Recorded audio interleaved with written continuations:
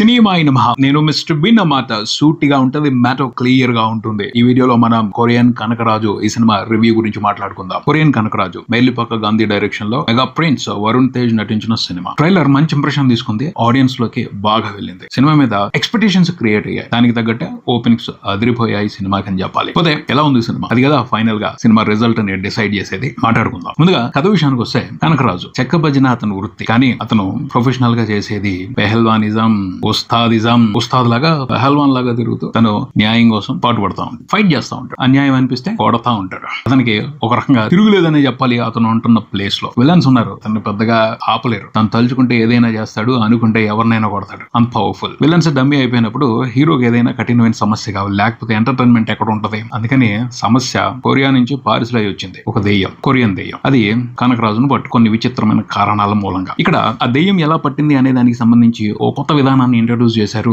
దర్శకుడు మేలిపాక గాంధీ. అది యాక్సెప్ట్ చేయొచ్చా, యాక్సెప్ట్ చేయకూడదా, సిల్లీగా ఉందా, లాజిక్ లెస్సా, ఇవన్నీ పక్కన పెట్టేయచ్చు. ఎందుకంటే ఎంటర్టైన్మెంటే ముఖ్యం కాబట్టి మేలిపాక గాంధీ ఆలోచన అది. మరి చూడాలి దీన్ని ఆడియన్స్ ఎలా రిసీవ్ చేసుకుంటారు అనేది. దెయ్యం అయితే పట్టేసింది కనకరాజుకి. ఆ తర్వాత ఇక్కడ చేయాల్సిన గందరగోళం కొంత చేసింది. అంటే ఆంధ్రప్రదేశ్ లో అపోయిన అది స్మార్ట్ దెయ్యం, మామూలు దెయ్యం కాదు. కనకరాజుని ట్రాప్ చేసింది, బుట్టలో పడేసుకుంది, కొరియా తీసుకెళ్లింది. కనకరాజుతో పాటు అతని ఫ్రెండ్, లవర్ కూడా వెళ్ళారు. అక్కడికి వెళ్ళిన తర్వాత అసలు గేమ్ అర్థమైంది. కనకరాజు చాలా పెద్ద సమస్యలో పడిపోయాడు. ప్రమాదం వచ్చేసింది.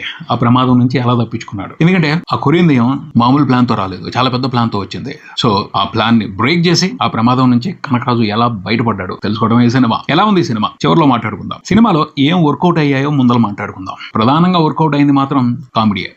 సత్య ఏ సినిమాలోనైనా ఉంటే అతనికి ఒక రకంగా సెకండ్ హీరో హోదా వచ్చేస్తుంది. అంత డామినేట్ చేస్తాడు, అంత ఇంట్రెస్టింగ్ గా ఎంటర్టైన్ చేస్తాడు. అతను హీరో కాకపోయినా అతనికి ఉండే క్రేజ్ వేరు. కమిడియన్ గా ఒకప్పుడు బ్రహ్మానందం గారు స్క్రీన్ మీద కనిపించగానే థియేటర్స్ దద్దరిల్లేవి. ఇప్పుడు అలాంటి పొజిషన్ సత్య కనపడుతుంది. సత్య అలాంటి ఇంప్రెషన్ క్రియేట్ చేసుకున్నాడు. అలా ఆడియన్స్ ని సూపర్ గా ఎంటర్టైన్ చేస్తున్నాడు. సినిమా నడుస్తున్నప్పుడు ఫస్ట్ టైం సత్య కనపడగానే థియేటర్ అదిరిపోయింది. అంటే అతను అలా రిసీవ్ చేసుకున్నారు. సినిమాలో బాగుంది. ఆ తర్వాత డిసప్పాయింట్ చేయలేదు. సత్య కనిపించిన ప్రతి సీన్ లోనూ నవ్వులు పండుతాయి. సత్య స్పెషల్ గా ఎంటర్టైన్ చేసుకునే వెళ్తాడు. తన ఎక్స్ప్రెషన్స్ తోనూ, తన టైమింగ్ డైలాగులతోనూ, బాడీ లాంగ్వేజ్ తోనూ ఇంట్రెస్టింగ్ గా ఎంటర్టైన్ చేశాడు. అది ఈ సినిమాకి హైలైట్. అలానే హీరోని డామినేట్ చేసేసాడు కాదు, చూసే దృష్టిని బట్టి తేడా. వరుణ్ తేజ్ కూడా చాలా కష్టపడ్డాడు. హీరో క్యారెక్టర్ కి ఏదైతే అవసరం దాన్ని ఇచ్చాడు. హీరో క్యారెక్టర్ లో కొన్ని వేరియేషన్స్ ఉంటాయి. అంటే దెయ్యం పట్టింది, దెయ్యం పట్టినప్పుడు వేరే రకంగా బిహేవ్ చేస్తారు. ఆ దెయ్యం ఎలా అయితే బిహేవ్ చేస్తుందో అలా బిహేవ్ చేస్తారు. ఒక కొరియన్ దెయ్యం పట్టింది, కొరియన్ లాంగ్వేజ్ నేర్చుకుని ఆ డైలాగులు చెప్తూ చాలా బాగా పెర్ఫార్మ్ చేశాడు వరుణ్ తేజ్. కనకరాజుగా ఒక మాస్ రోల్ లో పవర్ఫుల్ గా యాక్ట్ చేశాడు. ఎక్కడా తగ్గలేదు,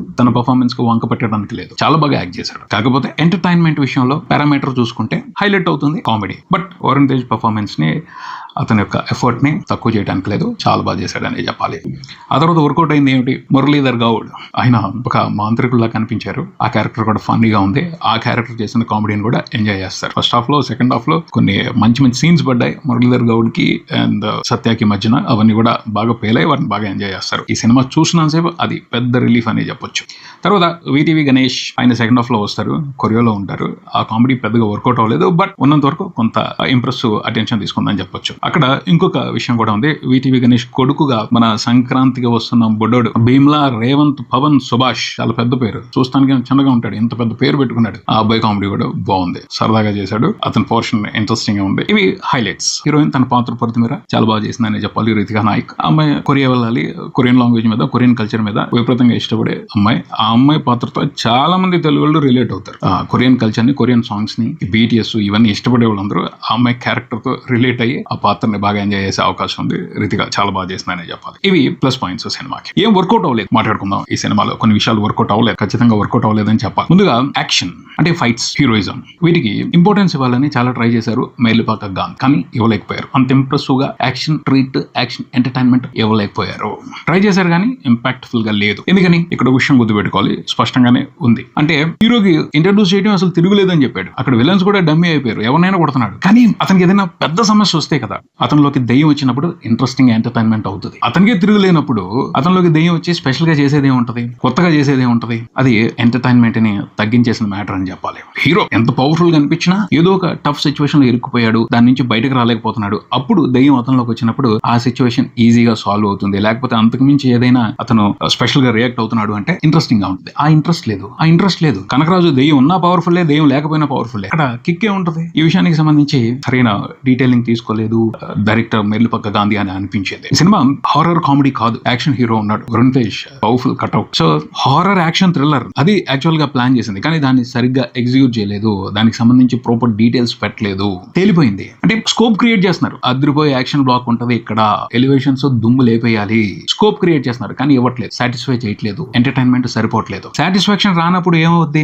నిరాశపడతారు. నిరాశ హ్యాపీ ఎంటర్టైన్మెంట్ కాదు. అలాంటి పోర్షన్స్ కొన్ని ఉన్నాయి. గాంధీ కొన్ని విషయాలని టచ్ చేసి వాటిని ప్రాపర్ గా హ్యాండిల్ చేయలేక డిసప్పాయింట్ చేశారు కొన్ని సందర్భాల్లో. ఇంకొక విషయం, కొరియా నేపథ్యం తీసుకున్నారు, మంచిదే, ఇంట్రెస్టింగ్ బ్యాక్ డ్రాప్. కొరియా వెళ్లారు, సినిమాని సెకండ్ హాఫ్ అంతా కూడా కొరియాలోనే తీశారు. కొరియా నేపథ్యం తీసుకుంటే ఎంటర్టైన్మెంట్ వచ్చేది. అక్కడ కొన్ని special items, special details add చేయాల్సి ఉంటుంది. దురంధర్ తీసుకున్నాం, పాకిస్తాన్ బ్యాక్ డ్రాప్ లో సినిమా నడుస్తుంది అంటే పాకిస్తాన్ లో పరిస్థితులు ఎలా ఉంటాయి, అక్కడ మనుషులు ఎలా ఉంటారు, అక్కడ వ్యవహారం ఏమిటి అనే దానికి సంబంధించి కొన్ని డీటెయిల్స్, కొన్ని అంశాలు అటాచ్ చేశారు. సో బిలీవబిలిటీ వస్తుంది, రిలేట్ అవుతారు, అక్కడ కనెక్ట్ అవుతారు, స్పెషల్ ఎంటర్టైన్మెంట్ ని తీసుకునే అవకాశం ఉంటుంది. కొరియా వెళ్ళారు, కానీ అక్కడ వ్యవహారం అంతా ఎలా జరుగుతూ ఉంటది, ఇక్కడ మన తెలుగు సినిమాల్లో జరిగేటట్టుగానే జరుగుతూ ఉంటది. అక్కడ గ్యాంగ్స్టర్స్, అక్కడ రైవలరీస్ కామన్ గా ఉంటాయి, రెగ్యులర్ గా ఉంటాయి. ఇక్కడ కూడా చూస్తాం కదా, అక్కడికి వెళ్ళి స్పెషల్ గా మనం చూసేది ఏముంటది, అది క్రియేట్ చేస్తే స్పెషల్ గా ఉండేది. ఖచ్చితంగా ఇక్కడ ఉన్నట్టు పరిస్థితులు అక్కడ ఉండవు. అక్కడ వేరే రకమైన మనుషులు ఉంటారు, అక్కడ వేరే రకమైన ఫైట్స్ ఉంటాయి, లేకపోతే అక్కడ వేరే రకమైన సిచ్యువేషన్స్ ఉంటాయి. వాటిని కొన్ని కాకపోతే కొన్నిటినైనా పట్టుకుంటే అక్కడ రీసెర్చ్ చేసో, లేకపోతే అక్కడ ఉన్న గ్యాంగ్స్టర్స్ వ్యవహారాలకు సంబంధించి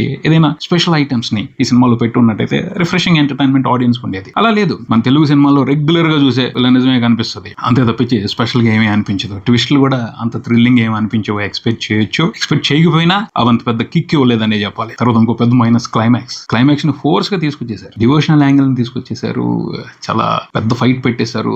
ఆ ఫైట్ కనెక్ట్ అవ్వం, ఎందుకంటే అంత ఇంట్రెస్టింగ్ గా లేదు. దాన్ని డిజైన్ చేసిన విధానం, దాన్ని ప్రెజెంట్ చేసిన విధానం ఎక్కడ కూడా ఇంప్రెసివ్ గా అనిపించదు.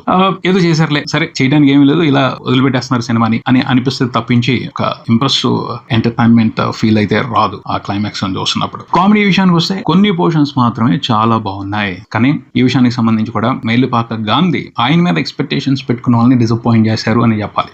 ఆయన మీద ఎక్స్పెక్టేషన్స్ పెట్టుకున్న వాళ్ళని డిసప్పాయింట్ చేశారని చెప్పాలి. ఆయన strength comedy, refreshing comedy, express Raja, Venkatadri express, ఈ సినిమాలో ఎలాంటి కామెడీ ఉంటుంది, అది ఇప్పుడు చూసినా రిఫ్రెషింగ్ అనిపిస్తుంది. కానీ అలాంటి రిఫ్రెషింగ్ కామెడీ ఈ సినిమాలో కనిపించలేదు. మేనేజ్ అయిపోయే కామెడీ ఉంది, సర్దుకుపోయే కామెడీ ఉంది తప్పించి స్పెషల్ గా ఒక ఎప్పటికీ నిలిచిపోయే కామెడీ అయితే లేదు. అది కూడా ఆయన్ని ఇష్టపడేవాళ్ళు, ఆయన స్టైల్ ఆఫ్ కామెడీ రైటింగ్ ని ఇష్టపడేవాళ్ళు డిసప్పాయింట్ అయ్యే వ్యవహారం. ఇలా కొన్ని డిసప్పాయింటింగ్ వ్యవహారాలని, అలాగే సర్దుకుపోతే కొంత ఎంటర్టైన్మెంట్ అయ్యే విశేషం కూడా ఉంది ఈ సినిమాలో. సత్యాన్ని చూస్తూ, కొన్ని కామెడీ సీన్స్ చూస్తూ అడ్జస్ట్ అయిపోతే పర్వాలేదు, బానే ఉంది అనిపిస్తుంది సినిమా. అంతేకాని టోటల్ సాటిస్ఫాక్షన్ అయితే ఉండదు. That's it. మరో వీడియోతో మళ్ళీ కలుద్దాం. నేను mister Big. Keep watching Cinema Prism. Thank you.